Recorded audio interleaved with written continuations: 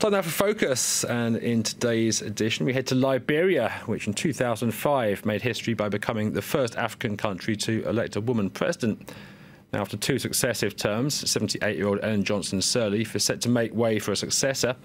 20 candidates are set to contest Tuesday's presidential election, with the frontrunners including the current vice president, the former football star George Weah. This is my correspondents Patrick Fandio and Liane de Basson-Pierre. The road to Liberia's presidency on Monrovia's only boulevard. As we move, we take a closer look at the candidates vying for the country's top job. It's an eclectic mix of characters.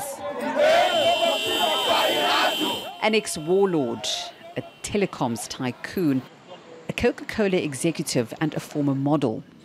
And the crowd favourite, George Weah. He gets an arrival that's worthy of a head of state. The football star, who was crowned 1995 World Player, is not your typical presidential candidate. He's teamed up with Senator Jewel Howard-Taylor, pictured in blue in the centre of the image. She's the ex-wife of war criminal Charles Taylor, the former Liberian president who's behind bars. I'm not in contact with Charles Taylor. But you have been? I'm not in contact with Charles Taylor. Okay. I repeat, I'm not. I feel good. I ought to go almost in the 15 counties. And our people are responding. You know, they welcome us. These are eligible voters, are ready, they are resolved to make sure that they have a new government. Beaten in the elections of 2011 and before that in 2005, could this be third time lucky for self-styled People's candidate George Weah? We want to see that change that we're looking for in the country. We believe that George Weah can give it to us, and he is our president. And we like him, we love him so much, and we want to do everything possible to bring him to go to the executive mansion of the 2017 October election. With each move, the same jubilation, to the point of paralyzing the capital and blocking the procession. Vous voyez les populations, et donc peut-être ça va nous prendre pas moins de 35 à 45 minutes pour un voyage qui peut faire 3 à 5 minutes. Vous-même, vous voyez devant vous. The football legend's chosen Monrovia Stadium for his final campaign rally. He only gets there at nightfall. Will his youthful appeal be enough to secure victory for his party? He faces a powerful rival, current Liberian Vice President Joseph Boakai. He's been trying to drum up some last-minute support as the elections draw near.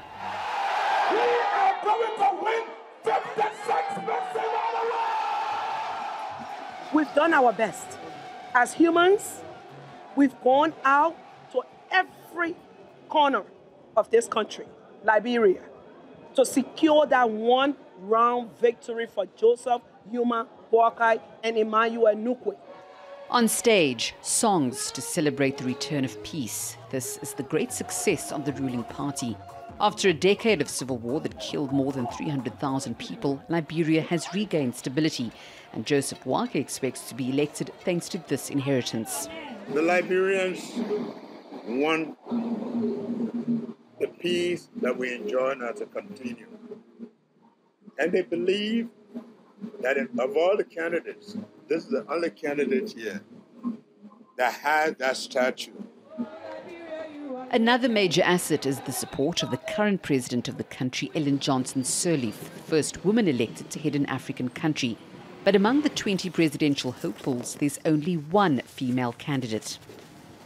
Former model Magdala Cooper, she may be new to politics, but has already become a household name.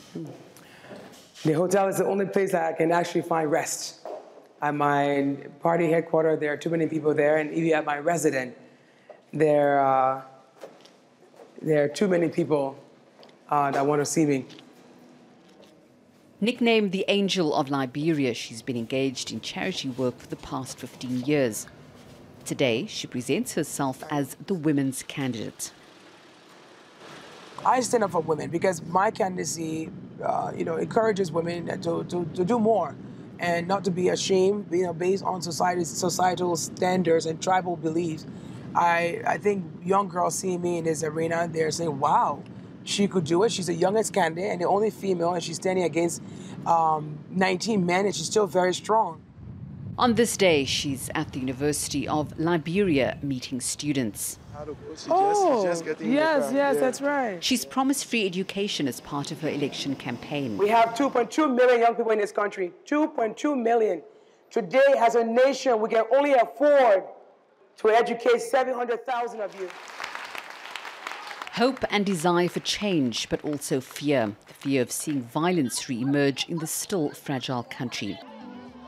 On the eve of the elections, women are mobilizing daily gatherings.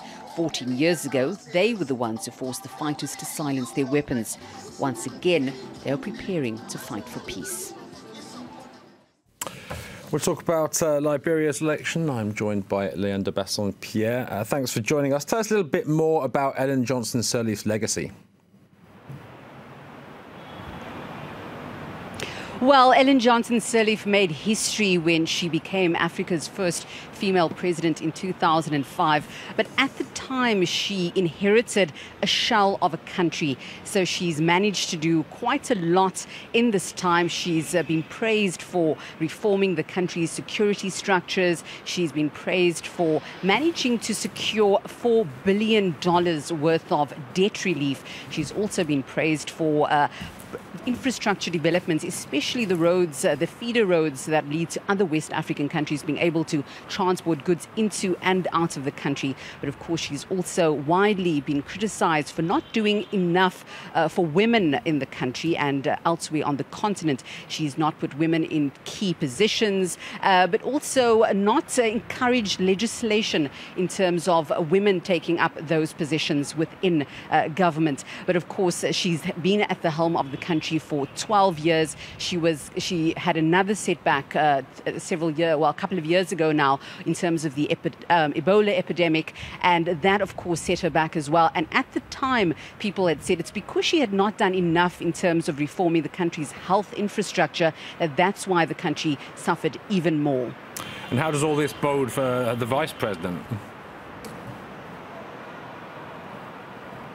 Well, of course, he is inheriting the president. Well, if he were to win, he were to inherit the feeling of safety and security that Ellen Johnson Sirleaf has managed to instill. It is a feeling that that security is not entirely secure. It could change at any minute, but that is something that he has gone into these elections with, that's the party that's brought that sense of security back to Liberia. Of course, he is entering the race rather older than the other candidates. People have said, you've been there for 12 years, you've not done anything. What is it that you are going to be doing now? And he likened it to the fact that he's a race car that's now coming out of the garage. And political analysts are saying, well, that's actually flies in the face of everything that you could have been doing in the last 12 years as the vice president. Of course, as we spoke to him over the weekend in final rallies and final rallying up votes for the election tomorrow, he said that he's confident that because they've been able to maintain peace in Liberia, he's able to win tomorrow's election with what he's projecting to be a 56% vote in the first round. And what about George Weah? Is he more than just an ex-footballer?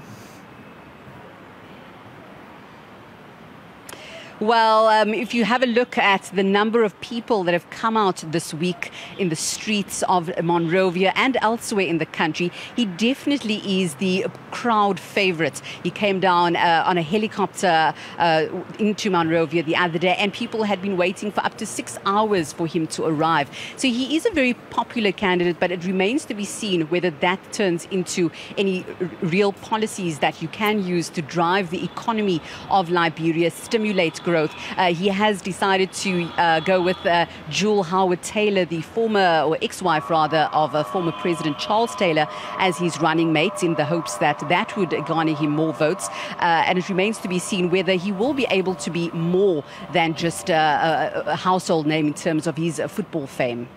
You talked just now about the return of peace, but lingering worries over security. Tell us a little bit more about what you meant there.